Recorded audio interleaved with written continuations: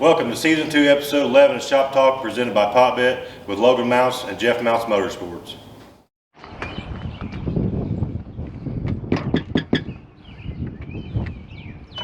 Welcome to Jeff Mounce Motorsports. Come on in.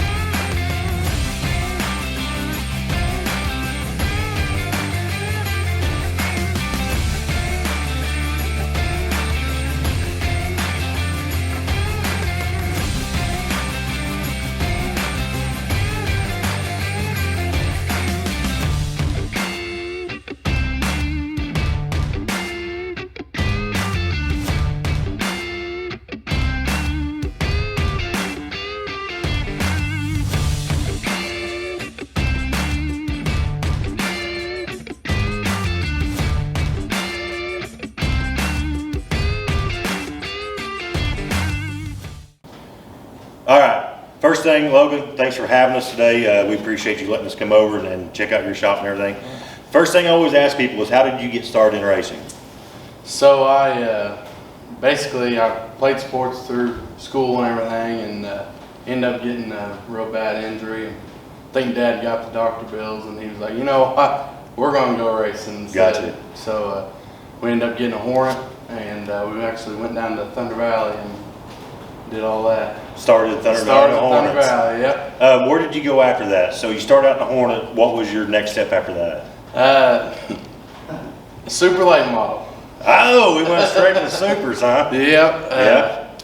Well, it was towards the end of the year, and we were debating on whether to build a Hornet, you know what I mean? And go deep into that, or we had a guy that lives down the road here. He ended up, he had two motors, and he was like, I got a motor if you find a car to put that boy in. And Dad was sitting there. We had two late models at the time not being used, and so it was a no-brainer. I mean, rather than sink all that money into the Hornet, we just go super late model racing. So it was quite the change. Yep. Kind of got fed to the wolves a little bit. Right. But, it worked out. Right. So what year was this? So this would have been started in 2011, and then that was 2012. Gotcha. So you was the Hornet in 2011, then went to Super in 2012? Yep. So where did you go in the Super the first time? The first time was practice at Brownstown. Gotcha. And then that year they didn't have hardly any super late model races at Brownstown. Gotcha. So we ventured out, and we went to Florence. And I remember it was like one of the first races, and I would go there, do all the stuff, sign up, everything, and get the pill draw, and I pill draw to 3. Oh. And so I was telling him, I was like, got a 3, and he's like, well, it is what it is. Yep. And I even said something about can I just start the tail? And he's like, no, absolutely not. No, not if you get a 3, you're starting in the front. And so I was like, all right, and go up and look at the lineup, and it was Scott James was to my outside, John Gill was behind me, and Mike Jewell was beside him. And I was like, you gotta be kidding me. No better way to start, I guess. Yeah, so yeah, needless to say, we went into turn 1. I think I was dead last by the time we come out too. So. But yeah, it worked out. Good times. Yep. So you've transitioned though over the years. So you was in late model in 2012. Yep. What? Because I know you got a modified now. We'll talk about it in a minute. But what else have you raced? Just Hornets, super late models, crates, and modifieds. Modifieds. Yep. What's your favorite so far? Modified. Modifieds. Yep, I like it. They're kind of radical, you know what I mean? They got skinny tire and a lot of power, and I think it's more of a driver, you know what I mean? And not taking away from late models by any means. I'm just they kind of like marshmallow feeling in a way with them big tires that they have. Right. I like the mods. I hear a lot of guys talk about the horsepower on a skinny tire changes everything. It does. Yep. Right. Yep. And I'm more of a slick track driver than a hammer down driver. Right. So, yeah. Let's talk about the family history a little bit, because I know Mounce has been around for a long time. So what all, like, as far as your family and racing, and how long they've been racing and that type of stuff? So Grandpa raced for years, and then Dad, I think last regulation I remember, I think this is 49 years for him. 49 years. So, yeah, he's been at it a long time, and he's only quit a few years in between there. So right. Yeah, it's been that's really, I think Grandpa got it started, as far as I know, so he might be a better take on some of that stuff, but yeah. We're gonna get if your dad don't care, we might get him in on a little bit of the memory lane of Mounce team. Yep. So, the wife Aubrey, she used to race too. Yep.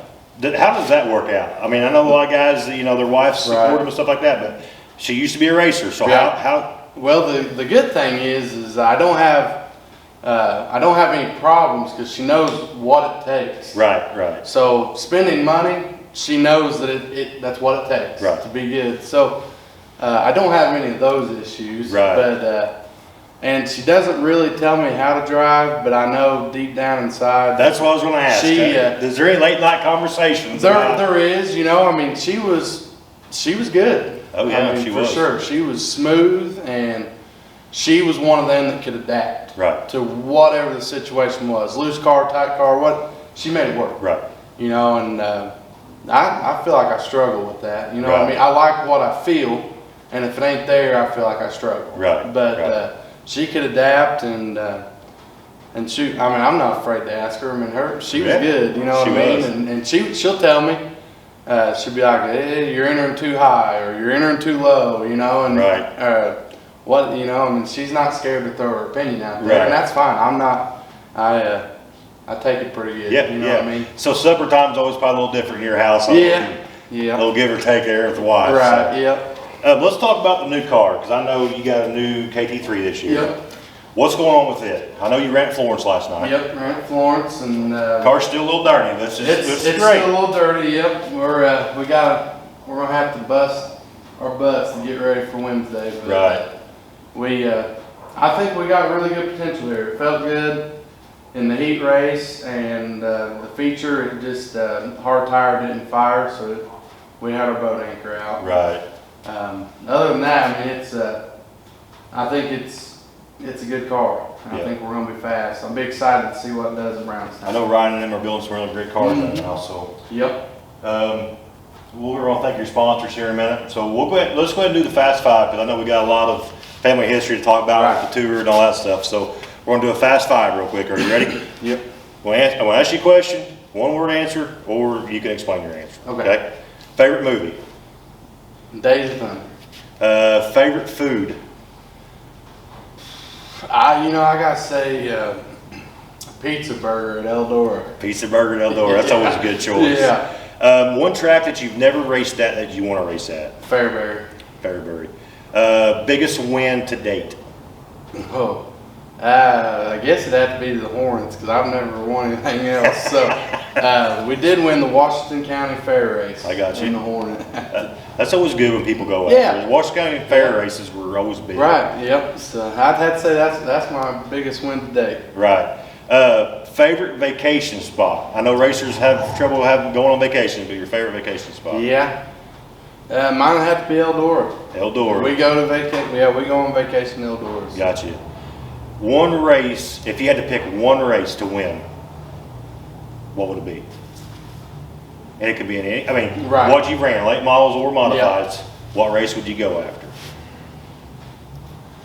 Realistically, I'd like to win the Roddy Harris Memorial. Roddy Harris Memorial. Yep. That's going to be a good one. Yep. If a guy can dream, be Yeah. World 100. Yeah, absolutely. You know what I mean? Yeah, absolutely. But yeah, realistically, I'd like to win the Roddy Harris Memorial. Gotcha.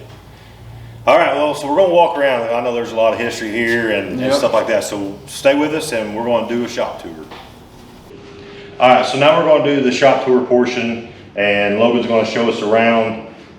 Let's start. We're going to start in this corner. So Yep. what do you got going on here? So this is, take the shock, we get the car cleaned up, bring it in here, and we take the shocks off, and we've made things here to hang them up, and we just go through them, check them, take them apart, make sure there's no oil, anything around the seals or anything suspicious. And then, we got a little shock workstation here, bottle of nitrogen to gas them up on race day. And it's that's pretty much it. A lot of the stuff happens here throughout the week, but Gotcha. it's kind of a table to go through on everything. But This is your go through the cart kind of. it kind of is, yep. Yep. It's on wheels, so we can move it if need be. Got a spring compressor here that we use sometimes if we're struggling or feel like we're off. We'll come to that and old tried and true method there. Hey, nothing wrong with that. See if it's our springs. Right. So this is your main. This is the go-to during the week. This is the go-to. Yeah, we've got of course box shocks there, and the tire tools, and all kind of Heims, and all kinds of stuff in here to. All kinds of goodies. Oh yeah. Yep. Yeah. Just to get us by if it has to be something quick or whatever. Right. So, and that's. And then this is just like a miscellaneous wall? Yeah, this is some relics here. This is throughout the years of all the different cars and everything. Heck, we got a right side for Masterbuilt here. I got you. Yeah, it's just, you never know what you'll need. No. And so we hang on to a lot of things. Well, we've been in some shops that have a wall of misfortune. Do you have one of those? I guess I was just sitting there looking. I believe I was leading the heat race at Bloomington and when that thing broke. So there's some misfortune. Yeah. Yeah. It's got a big crack in it. Yeah, big crack in it. But no, we usually don't like to be reminded of all the misfortune. Yeah. But A lot of drivers don't. Yeah. That's for sure. So What's some of the door panels you got up here? I noticed. yeah, we got there's one of Dad's old cars. The 81? The 81, yep. And that's kind of the throwback that we went with on this one. Got you. But then you got Mark Barber roof, John Gill roof, when Dad had a Rayburn car and John drove for him. And got Jared Bailey piece back off of the back of the car, back before they had spoilers on mods. Got you. Another one of Dad's doors and another quarter panel up there. He did have, you forgot one then, Justin Blackwell did drive for him for a year. Okay.